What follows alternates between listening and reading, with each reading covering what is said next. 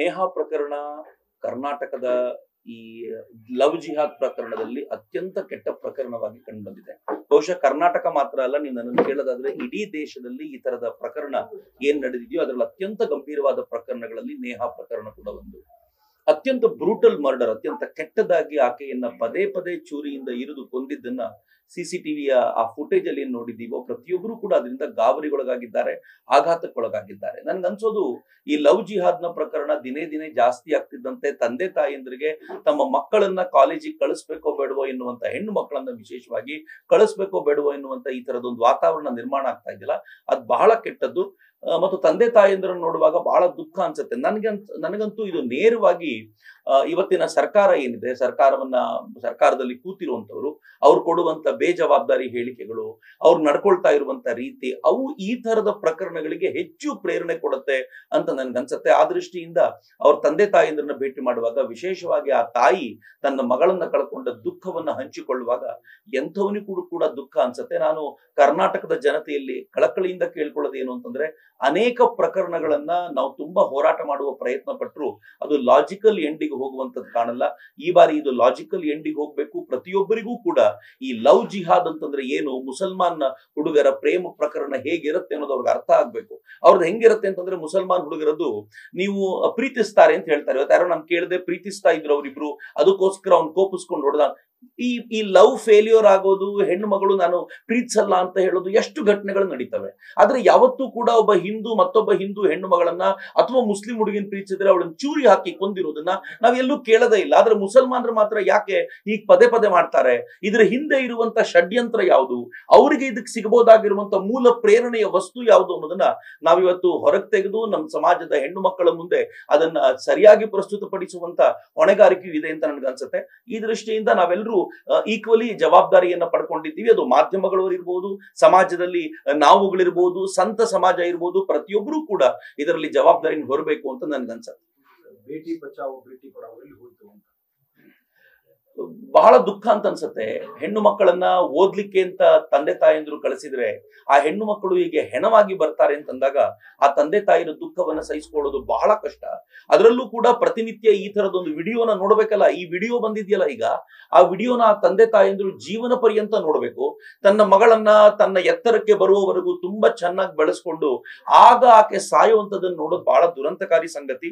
ಕೇಂದ್ರ ಸರ್ಕಾರ ಒಂದ್ ಕಡೆ ಬೇಟಿ ಬಚಾವ್ ಬೇಟಿ ಪಢಾವ್ ಅಂತ ಹೇಳುತ್ತೆ, ಆದ್ರೆ ಕರ್ನಾಟಕದಲ್ಲಿ ಹೆಣ್ಣು ಮಕ್ಕಳು ಈಗ ಹೆಣವಾಗ್ತಾರೆ. ಉತ್ತರ ಪ್ರದೇಶದಲ್ಲಿ ಈವ್ ಟೀಸರ್ಸ್ ನ, ಹೆಣ್ಣು ಮಕ್ಕಳನ್ನ ಚುಡಾಯಿಸುವಂತವರನ್ನ ಎನ್ಕೌಂಟರ್ ಮಾಡ್ತೀವಿ ಅಂತ ಒಂದು ವಾತಾವರಣ ಶುರು ಮಾಡಿದ್ರು. ಕೆಲವರನ್ನ ಮಾಡಿದ್ರು ಕೂಡ ಅದರ ಪರಿಣಾಮ ಹೇಗಾಯ್ತು ಅಂತಂದ್ರೆ, ಇವತ್ತು ಈವ್ ಟೀಸರ್ಸ್ ಇಲ್ಲ. ಅಲ್ಲಿ ಹೆಣ್ಣು ಮಕ್ಕಳಿಗೆ ಪರಿಪೂರ್ಣ ರಕ್ಷಣೆ ಇದೆ ಅಂತ ಹೆಮ್ಮೆಯಿಂದ ಹೇಳ್ಬೋದಾಗಿರುವಂತ ಜಾಗ ಆಗಿರೋದು ಉತ್ತರ ಪ್ರದೇಶಕ್ಕೆ ಸಾಧ್ಯವಾದ್ರೆ ಕರ್ನಾಟಕಕ್ಕೆ ಯಾಕೆ ಸಾಧ್ಯವಾಗಬಾರದು? ಯಾಕೆ ಈ ತರದೊಂದು ಪ್ರಯತ್ನ ಮಾಡಬಾರದು? ನಾವು ರಸ್ತೆಯಲ್ಲಿ ಒಬ್ಬ ವ್ಯಕ್ತಿಗೆ ಆಕ್ಸಿಡೆಂಟ್ ಆದಾಗ ಕೆಲವರು ಒಂದು ಫೋಟೋ ವಿಡಿಯೋ ತೆಗಿತಾ ನಿಂತ್ಕೊಂಡ್ರು ಅನ್ನೋ ಕಾರಣಕ್ಕೋಸ್ಕರ ಆತನ ಹೆಸರಲ್ಲಿ ಒಂದು ಕಾನೂನೇ ತರಬಹುದಾದ್ರೆ, ನೇಹಾ ಹೆಸರಲ್ಲಿ ಒಂದು ಕಾನೂನು ತಗೊಂಡು ಬಂದು ಯಾರು ಈವ್ ಟೀಸರ್ಸ್ ಇರ್ತಾರೆ, ಯಾರು ಹೆಣ್ಣು ಮಕ್ಕಳನ್ನ ಈ ತರ ಚುಡಾಯಿಸುವಂತ ಪ್ರಯತ್ನ ಮಾಡ್ತಾರೆ ಅಂತವ್ರಿಗೆ ಕಠಿಣ ಶಿಕ್ಷೆ ಕೊಡುವ ಅಗತ್ಯ ಬಿದ್ರೆ ಅಂತವ್ರನ್ನ ಎನ್ಕೌಂಟರ್ ಮಾಡ್ತೀವಿ ಅಂತ ಹೇಳುವಂತ ಒಂದು ಧಾರ್ಷ್ಟ್ಯ ಬಂದ್ರೆ ನನ್ಗನ್ಸುತ್ತೆ ಹೆಣ್ಣು ಮಕ್ಕಳು ಗೌರವಯುತವಾಗಿ ನಡೆದಾಡ್ಲಿಕ್ಕೆ ಸಾಧ್ಯ ಆಗುತ್ತೆ ಅಂತ ನನ್ಗನ್ಸುತ್ತೆ. ಈಗ ನೇಹಾ ಕೊಲೆ ಪ್ರಕರಣದಲ್ಲಿ ಎಂಡ್ ಆಗ್ಬೇಕಂತ ಲವ್ ಜಿಹಾದ್ ಯಾವ ರೀತಿ ನಿಮ್ಮ ಹೋರಾಟ ನಿಲುವು ಯಾವ ರೀತಿ ಲಾಜಿಕ್ ಎಂಡ್ ಆಗ್ತದೆ? ಒಂದು ಕೇಂದ್ರ ಸರ್ಕಾರ ಒಂದು ಕಾನೂನು ತಗೊಂಡು ಬಂದಿದೆ. ಅವರು ಸ್ಪಷ್ಟವಾಗಿ ಇಂಥ ಕೇಸ್ಗಳನ್ನ ಲವ್ ಜಿಹಾದ್ ಅಂತ ಗುರುತಿಸಿದ್ದಾರೆ. ಇದು ಬಹಳ ಅತ್ಯಂತ ಪ್ರಮುಖವಾದ ಸಂಗತಿ. ಮೊದಲಿಗೆ ಇದನ್ನ ಲವ್ ಜಿಹಾದ್ ಅಂತ ಸರ್ಕಾರಗಳು ಒಪ್ಪಿಕೊಳ್ಬೇಕು. ದುರಂತ ಏನು ಅಂತಂದ್ರೆ, ನಮ್ಮ ಸರ್ಕಾರದ ಮುಖ್ಯಮಂತ್ರಿಗಳು, ಗೃಹ ಸಚಿವರು ಏನ್ ಬೇಜವಾಬ್ದಾರಿ ಹೇಳಿಕೆ ಕೊಡ್ತಿದ್ದಾರೆ ಅಂತಂದ್ರೆ, ಇದು ವೈಯಕ್ತಿಕ ಸಂಬಂಧಗಳ ಕಾರಣಕ್ಕೋಸ್ಕರ ಆಗಿರುವಂತದ್ದು, ಇದು ಯಾವುದೇ ಈ ತರದ ಪ್ರಕರಣ ಅಲ್ಲ ಅಂತ ಹೇಳುವಂತ ವ್ಯವಸ್ಥೆ ಇದೆಯಲ್ಲ, ಇದೇ ಅತ್ಯಂತ ದುರಂತಕಾರಿ. ನಾವು ಅವ್ರಿಗೆ ಹೇಳ್ಬೇಕಾಗಿರುವಂತ ಮೊದಲನೇ ಕೆಲಸ, ಇದನ್ನ ಲವ್ ಜಿಹಾದ್ ಅಂತ ಅವ್ರು ಒಪ್ಪಿಕೊಳ್ಬೇಕಾಗಿದೆ. ಕೇಂದ್ರ ಸರ್ಕಾರ ಒಪ್ಪಿಕೊಂಡಿದೆ ಮತ್ತು ಕೇಂದ್ರ ಸರ್ಕಾರ ಹೆಸರನ್ನ ಬದಲಾಯಿಸಿ ಈ ತರ ತಾನು ಮದುವೆ ಆಗ್ತೀನಿ ಅಂತ ತೋರಿಸುವಂತವರನ್ನ ಮತ್ತು ಈ ತರ ಮದುವೆ ಆಗಿ ಕನ್ವರ್ಟ್ ಮಾಡ್ಲಿಕ್ಕೋಸ್ಕರವೇ ಮದುವೆ ಆಗುವಂತವ್ರಿಗೆ ಅತ್ಯಂತ ಕಠಿಣ ಶಿಕ್ಷೆ ಕೊಡುವಂತ ಕಾನೂನು ತಗೊಂಡು ಬಂದಿದೆ. ಪ್ರಾಬಬ್ಲಿ ನರೇಂದ್ರ ಮೋದಿ ಅವರ 3ನೇ ಟರ್ಮ್ ನಲ್ಲಿ ಆ ಕಾನೂನೆಲ್ಲ ಜಾರಿಗೊಳ್ಳುತ್ತೆ. ಆಗ ದೊಡ್ಡ ಪ್ರಮಾಣದಲ್ಲಿ ನಿಲ್ಬಹುದು. ಆದ್ರೆ ಇದನ್ನು ಮೀರಿದ ಈ ತರದ ಪ್ರಕರಣಗಳಿಂದ ನಡೀತವೆ. ಅದನ್ನ ಲವ್ ಜಿಹಾದ್ ಅಂತ ಪರಿಗಣಿಸಿ ಲವ್ ಜಿಹಾದ್ ನಲ್ಲಿ ಇನ್ವಾಲ್ವ್ ಆದವರಿಗೆ ಅತ್ಯಂತ ಕಠಿಣವಾದ ಶಿಕ್ಷೆಯನ್ನು ಕೊಡಬೇಕು ಅಂತ ಸರ್ಕಾರಕ್ಕೆ ನಾವೆಲ್ಲರೂ ಒತ್ತಾಯ ಹಾಕಬೇಕಾಗಿದೆ. ಇದು ಬರೀ ಒಂದು ನೇಹಾ ಪ್ರಕರಣ ಅಲ್ಲ. ನಾನು ಇದನ್ನ ಮತ್ತೆ ಹೇಳ್ತಿದ್ದೀನಿ, ನೇಹಾ ಈ ತರದ ಪ್ರಕರಣಗಳಲ್ಲಿ ಕೊನೆಯವಳಾಗಬೇಕು. ನೇಹಾ ತೀರಿಕೊಂಡ್ಲು ಅನ್ನೋ ಕಾರಣಕ್ಕೋಸ್ಕರ ಉಳಿದ ಹೆಣ್ಮಕ್ಳು ನೆಮ್ಮದಿಯಿಂದ ಬದುಕಿದ್ರು ಅನ್ನುವಂತಾಗ್ಬೇಕು ಅಂತ ಅವ್ರ ತಾಯಿ ಜೊತೆ ಮಾತನಾಡುವಾಗ ಅವರು ಹೇಳ್ತಾ ಇದ್ರು ಆ ತರ ಆಗ್ಬೇಕಿದು ಅಂತ. ಹೀಗಾಗಿ ಸರ್ಕಾರವನ್ನು ಆಗ್ರಹಿಸ್ತೀನಿ, ಮೊತ್ತ ಮೊದಲಿಗೆ ಇದನ್ನ ಲವ್ ಜಿಹಾದ್ ಅಂತ ಗುರುತಿಸಿ, ಎರಡನೇದು ಮುಸ್ಲಿಂ ಪುಂಡರು ಅವರಿಗೆ ಲವ್ ಮಾಡುವಂತ ಪ್ರೀತಿಸುವಂತ ಯಾವ ಸಾಮಾನ್ಯ ಅರ್ಹತೆಯೂ ಇಲ್ಲ ಅಂತ ನಾನು ಭಾವಿಸ್ತೀನಿ. ಯಾಕೆಂದ್ರೆ ಹೆಣ್ಣು ಮಕ್ಕಳಿಗೆ ಗೌರವ ಕೊಡದೇ ಇರುವಂತ ಆ ಮನಸ್ಥಿತಿ ಅವರದ್ದು ಏನಿದೆಯೋ ಆ ಮನಸ್ಥಿತಿಯನ್ನು ಗುರುತಿಸಿ ಅದಕ್ಕೆ ಕಠಿಣ ಶಿಕ್ಷೆ ಕೊಡಬೇಕು ಅನ್ನೋದನ್ನ ನಾವು ಸರ್ಕಾರಕ್ಕೆ ಆಗ್ರಹಿಸ್ಲಿಕ್ಕಿದ್ದೀವಿ. ಬರೋ ದಿನಗಳಲ್ಲಿ ಈ ಪ್ರತಿಭಟನೆಯನ್ನ ವ್ಯಾಪಕಗೊಳಿಸುವಂತ ಪ್ರಯತ್ನ ಮಾಡ್ತೀವಿ. ನಿಹಾಲ್ ವಿಚಾರ ಇವತ್ತು ರಾಜಕಾರಣಕ್ಕೆ ಬಳಸ್ಕೊಳ್ತಾ ಇದ್ದಾರೆ, ಸ್ವಾಮೀಜಿಗಳು ಆರೋಪ ಮಾಡ್ತಾರೆ.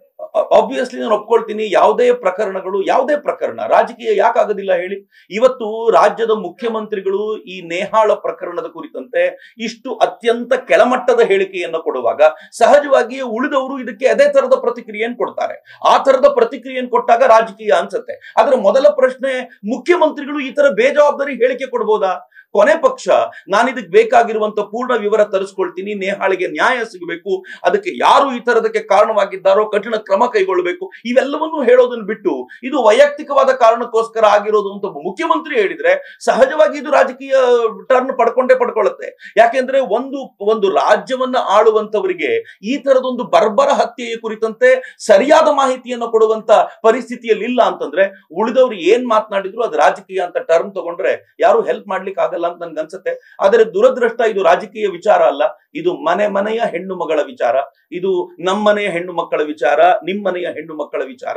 ಇದು ರಾಜಕೀಯವನ್ನ ಮೀರಿ ಇದಕ್ಕೊಂದು ಸರಿಯಾದ ಪರಿಹಾರ ಹುಡುಕುವವರೆಗೂ ಪ್ರತಿಯೊಬ್ಬರು ಒಟ್ಟಾಗಿ ಹೋರಾಟ ಮಾಡಬೇಕು ಅಂತ ನಾನು ಎಲ್ಲರನ್ನೂ ಕಳಕಳಿಯಿಂದ ಕೇಳ್ಕೊಳ್ತೀನಿ. ಕಾಂಗ್ರೆಸ್ ನಲ್ಲಿರೋರು, ಸ್ವತಃ ನೇಹಾಳ ತಂದೆ ಕಾಂಗ್ರೆಸ್ ಕಾರ್ಪೊರೇಟರು, ಅವರೇ ಸರ್ಕಾರದ ವಿರುದ್ಧ ಸೆಟೆದು ನಿಂತಿದ್ದಾರೆ. ಇಲ್ಲಿ ಸರ್ಕಾರ ಪಕ್ಷ ಇವೆಲ್ಲವನ್ನು ಮೀರಿ ಪ್ರತಿಯೊಬ್ಬರು ಮುಂದಕ್ಕೆ ಬಂದು ನೇಹಾಳ ಪ್ರಕರಣಕ್ಕೆ, ಯಾಕೆಂದ್ರೆ ನೆನಪಿಟ್ಕೊಳ್ಳಿ, ಹೆಣ್ಣು ಮಗಳು ಪ್ರತಿಯೊಬ್ಬರ ಮನೆಯಲ್ಲೂ ಇದ್ದಾರೆ, ಅವರು ಬದುಕಬೇಕು, ಅವರು ಚೆನ್ನಾಗಿ ಉಳ್ಕೊಳ್ಬೇಕು ಅಂತಾದ್ರೆ ಇದನ್ನ ಪಕ್ಷವನ್ನ ಮೀರಿ ನಾವೆಲ್ಲರೂ ಸಂಘಟಿತರಾಗಬೇಕು ಮತ್ತು ಈ ಪ್ರಕರಣದಲ್ಲಿ ಜೊತೆಯಾಗಿ ನಿಲ್ಬೇಕು ಅಂತ ನನಗನ್ಸುತ್ತೆ.